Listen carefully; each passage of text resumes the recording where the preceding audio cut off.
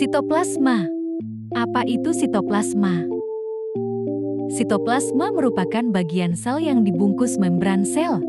Sitoplasma juga merupakan zat seperti jeli dan terdiri dari -80% air, biasanya jernih dan tidak berwarna. Sitoplasma juga disebut sebagai sitosol, yang berarti substansi sel baik sel hewan maupun tumbuhan. Sitoplasma memiliki fungsi sebagai berikut: pelarut untuk semua protein dan senyawa dalam sel, sebagai tempat penyimpanan bahan-bahan kimia yang penting dalam metabolisme sel seperti protein, lemak, gula, ion-ion, dan enzim-enzim, sebagai tempat di mana semua pekerjaan dalam sel dilakukan. Sitoplasma juga menyediakan struktur fisik untuk sel. Di dalam sitoplasma terdapat organel-organel sel seperti mitokondria, plastida, vakuola, ribosom, retikulum endoplasma, badan Golgi, dan lisosom. Selain itu, protein yang dihasilkan oleh sitoplasma juga dapat digunakan untuk memproduksi hormon dan enzim yang dapat menjaga keseimbangan metabolisme di dalam tubuh. Organel sel. Organel sel adalah bagian-bagian atau unit-unit dalam sel yang memiliki peran-peran khususnya masing-masing dalam menunjang kehidupan sel. Secara umum, fungsi organel sel adalah untuk menjaga keseimbangan di dalam sel. Namun, secara detail sebenarnya fungsi organel sel sangat beragam. Setiap bagiannya memiliki tugas masing-masing demi mencapai keberlangsungan hidup organismenya, baik itu tumbuhan ataupun hewan. Contoh organel sel adalah nukleus, ribosom, mitokondria, dan retikulum endoplasma. Organel sel yang hanya ada pada tumbuhan antara lain plastida, vakuola, dan dinding sel. Jenis-jenis organel sel. Pertama, membran plasma. Setiap sel makhluk hidup memiliki membran sel yang menjadi batas sel sehingga memisahkan isi sel dengan lingkungan luar. Membran sel merupakan membran selektif, permeabel yang mengelilingi sitoplasma sel yang berfungsi sebagai pelindung, pembatas sel, dengan sekelilingnya serta mengontrol lalu lintas setiap molekul yang akan memasuki maupun keluar dari sel. Membran sel tersusun atas molekul-molekul protein, lapisan senyawa lemak, fosfolipid, air, karbohidrat, dan sedikit kolesterol. Setiap lapisan senyawa lemak tersusun atas gugus lipid dan fosfat. Gugus lipid dari fosfolipid bersifat tidak suka air hidrofobik, sedangkan gugus fosfat bersifat suka air hidrofilik. Gugus lipid sering disebut ekor dan gugus fosfat disebut kepala. Setiap fosfolipid akan saling berpasangan sehingga membentuk dua lapisan bilayer fosfolipid yang saling berlawanan. Reaksi-reaksi biokimia dalam metabolisme sel memerlukan bahan-bahan tertentu, misalnya nutrisi, O2 dari luar sel. Di samping itu, digunakan juga untuk mengeluarkan sisa metabolisme yang tidak berguna, misalnya CO2. Masuknya bahan-bahan ke dalam sel dan keluarnya zat-zat tertentu dari dalam sel diatur oleh membran plasma. Kedua, nukleus.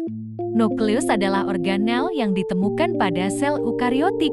Diameter nukleus rata-rata hanya 5 mikrometer. Beberapa jenis sel tidak memiliki nukleus, sedangkan sebagian sel lainnya hanya memiliki satu atau beberapa nukleus. Bentuk dari nukleus, yakni kasar dan bulat, dan jika dalam sel hewan nukleus berada di bagian tengah sel. Diameter dari nukleus dapat dikatakan kecil karena hanya memiliki ukuran sebesar 10 mikrometer.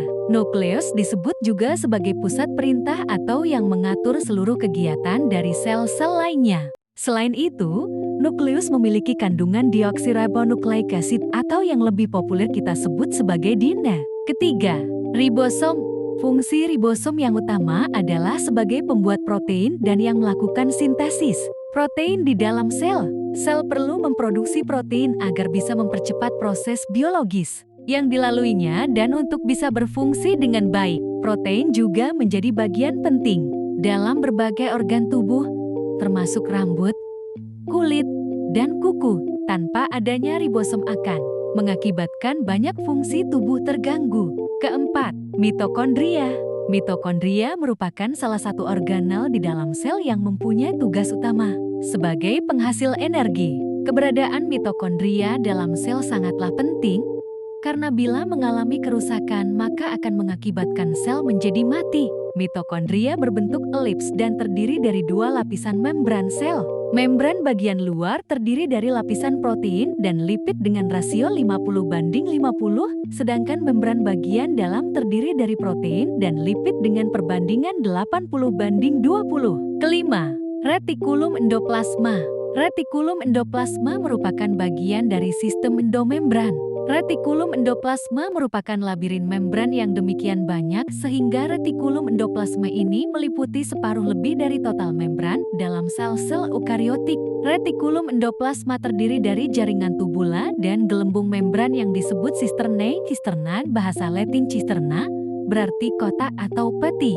Membran retikulum endoplasma memisahkan ruangan internal, yaitu ruang sisternal dan sitosol. Di permukaan retikulum endoplasma kasar, terdapat bintik-bintik yang merupakan ribosom. Ribosom ini berperan dalam sintesis protein. Maka, fungsi utama retikulum endoplasma kasar adalah sebagai tempat sintesis protein. Sedangkan, retikulum endoplasma halus tidak memiliki bintik-bintik ribosom di permukaannya. Retikulum endoplasma halus berfungsi dalam beberapa proses metabolisme yaitu sintesis lipid, metabolisme karbohidrat, penyimpanan ion kalsium, serta detoksifikasi obat-obatan dan racun. Keenam, badan Golgi. Badan Golgi adalah organel yang dikaitkan dengan fungsi ekskresi sel dan struktur ini dapat dilihat dengan menggunakan mikroskop cahaya biasa. Struktur badan Golgi berupa berkas kantung berbentuk cakram yang bercabang menjadi serangkaian pembuluh yang sangat kecil di ujungnya.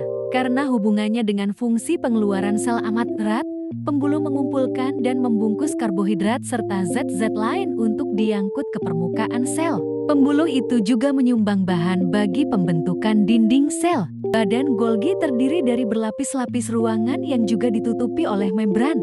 Ketujuh, lisosom.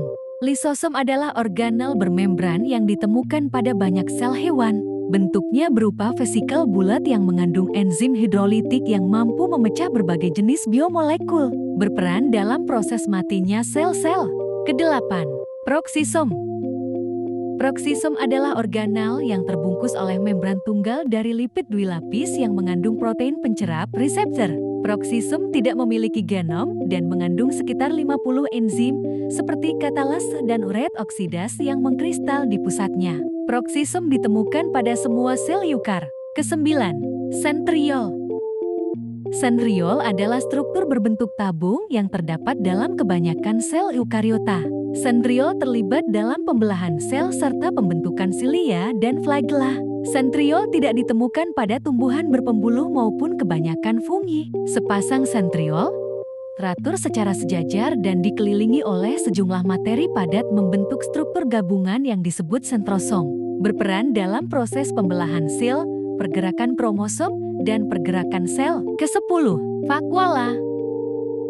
Vakuola adalah organel yang dibungkus oleh membran sel yang paling besar tonoplas.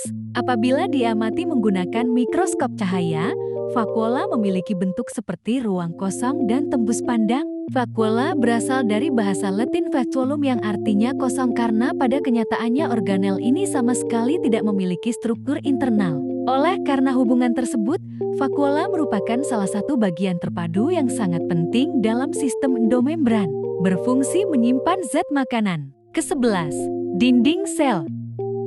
Dinding sel adalah matriks ekstraseluler yang menyelubungi tiap sel sebagai pelindung dan pembentuk sel. Bagian dinding sel tersusun dari selulosa di saat sel berusia muda dan mengalami penumpukan lignin saat sel mulai menua. Dinding sel hanya ditemukan pada tumbuhan. Di antara dinding sel terdapat nokta dan plasmodesmata yang berfungsi sebagai penghantar rangsang antar sel tumbuhan. Dinding sel juga berfungsi sebagai pencegah pengisapan air secara berlebihan oleh tumbuhan. Fungsi dinding sel adalah untuk memberi bentuk sel tumbuhan, melindungi bagian dalam sel dari pengaruh lingkungan, dan menjaga sel tumbuhan agar tidak pecah akibat masuknya air secara berlebihan. Kedua belas, sitoskeleton. Sitoskeleton adalah kerangka sel yang terdiri dari protein-protein berbentuk benang halus filamen yang terdapat di sitoplasma. Semua jenis sel memiliki sitoskeleton. Mikrofilamen, mikrotubulus, filamen menengah. Mikrofilament berfungsi dalam stabilitas sel sebagai struktur yang menjaga dan mempertahankan bentuk sel. Mikrotubulus berperan penting dalam pergerakan sel, terutama dalam mengarahkan pergerakan sel dengan polimerisasi dan depolimerisasi serta sebagai pembentuk dasar alat gerak silia dan flagella. Filamen menengah kemungkinan berfungsi sebagai kerangka keseluruhan sitoskeleton. Ke-13, plastida.